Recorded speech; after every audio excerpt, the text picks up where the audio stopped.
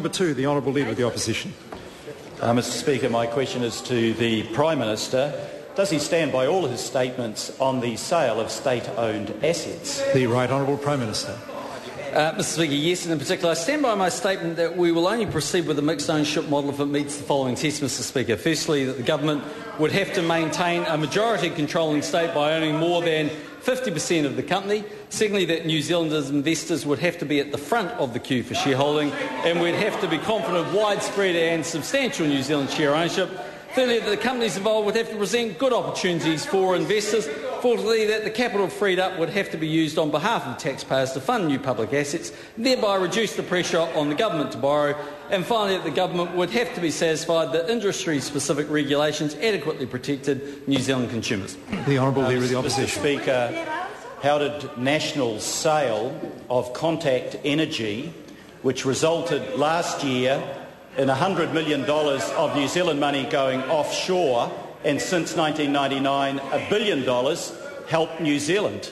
The Right Honourable Prime Minister. Well, Mr Speaker, foreign ownership can from time to time have benefits to New Zealand. We've seen that in the past. I'm sure we'll see that in the future. But Mr Speaker, Contact Energy... Well, there are lots of private assets out there that might be bought, Mr Speaker. But Mr Speaker, Contact Energy is a company that's performing very well. The Honourable Leader of the Opposition. Does his statement that sale offshore of New Zealand's state-owned, community-owned assets will happen in the future reflect the fact that though Contact Energy was to be sold to the mums and dads who are investors, actually the majority ownership is owned offshore, and actually 80% of the shares are owned by less than 1% of the shareholders? The Right Honourable Prime Minister. Firstly, the statement that the Leader of the Opposition said I didn't actually say, as anyone who wants to go and look at Hansard would be correct. And let's be honest, Mr Speaker, the Leader of the Opposition has a lot of problems with his statements because he's put up a billboard that says, let's not Labour. He missed out the word and should have been have. Let's not have Labour. I agree with that. The Honourable Leader of the Opposition. How did... That wasn't very funny, John, not at all. Order. Members are entitled to raise points of order, and the House will not react in that way unless members want to leave it. The Honourable Trevor Mallard.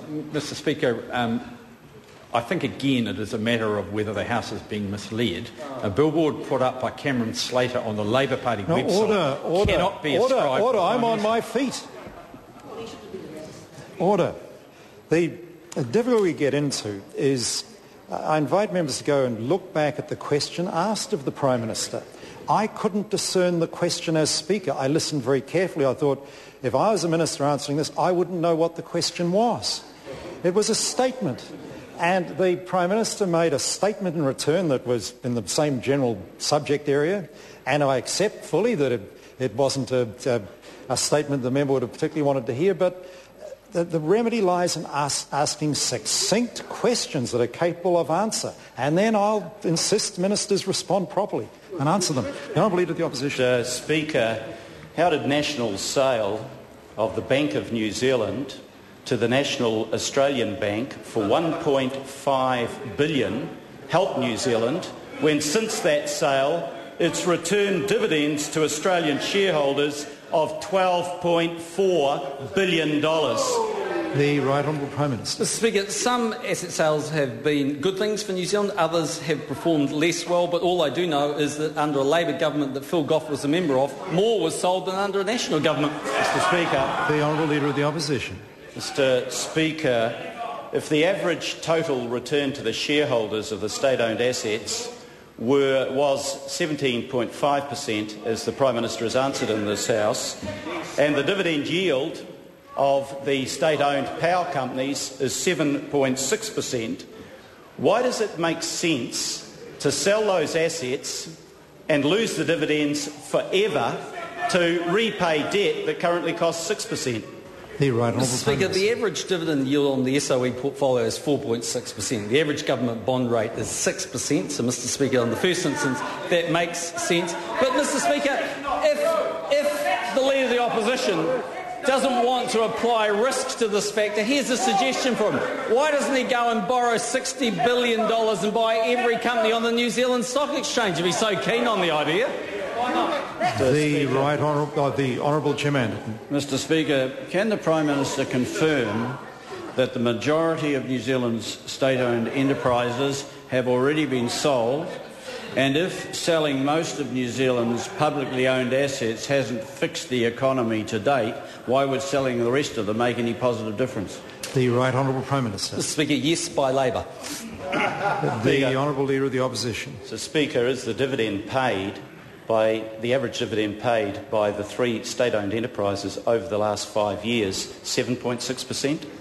The Right Honourable Prime Minister. Mr. Speaker, I don't have the number to hand, but probably. But Mr. Speaker, it applies also a risk factor, and as I said to the member, if he thinks he wants to completely discount risk, why doesn't he have a policy of going out and borrowing $60 billion and buy every company on the New Zealand Stock Exchange?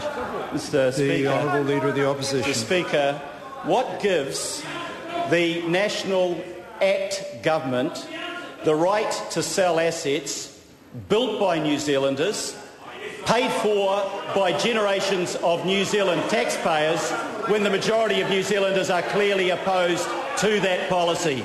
The Right Honourable Prime Minister. Mr. Speaker, it's a shame the member wasn't giving that speech back in 1988 or whenever it was, but anyway, Mr. Speaker, the government intends to sell off up to 49% of up to 4 companies currently in its stock. The reason for doing that, or at least one of them, is to invest in more...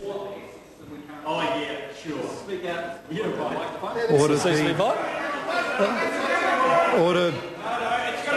Order, I apologise to the Prime Minister. Can we just make sure the Prime Minister's microphone is activated, please? I invite the Prime Minister to try again. So start again. Mr. Speaker, the government's intention is to float up to 49%, retaining majority control of potentially 4 companies, and it'll use those funds, for amongst other things, to purchase even more assets. At the end of this process, the New Zealand taxpayer would own more assets than they currently do today. Point of order, the Honourable Trevor Mallard. No, sorry, supplementary question. Oh, supplementary question, Honourable Trevor Mallard. Mr. Speaker, was this one of the policies that Dr. Brash has indicated to him that he lacks spine on? Order. No, order. Members can't ask that kind of... Order. I'm also on my feet. Order. Now the House will come to order. Now the member knows he can't ask that kind of question. Members cannot impugn the integrity of a member of the House, and it's been known for order. I'm on my feet. It's been known for a long time in this House that members cannot allege that another member lacks courage or in any way at all, and so I'm not going to. The member knows that, and that question was asked for other reasons, and I'm not therefore going to allow him a further supplementary repeat it. The Honourable Trevor Mallard's point of order. I don't want to continue too much an argument with you, sir, but I do ask that you look at the tape on that. I didn't indicate that the member lacked spine. I asked whether Dr. Brash had told him that he did. Order. I hear what the member said, but we cannot allow that to be used as a strategy for making a similar order. I'm on my feet, and there'll be silence all round. Now, order the House. I accept it's a day of tension, and there've been transgressions on both sides today, and so I've just asked the House to come back to a little more order, please. Question number 3, Shane Arden. Thank you.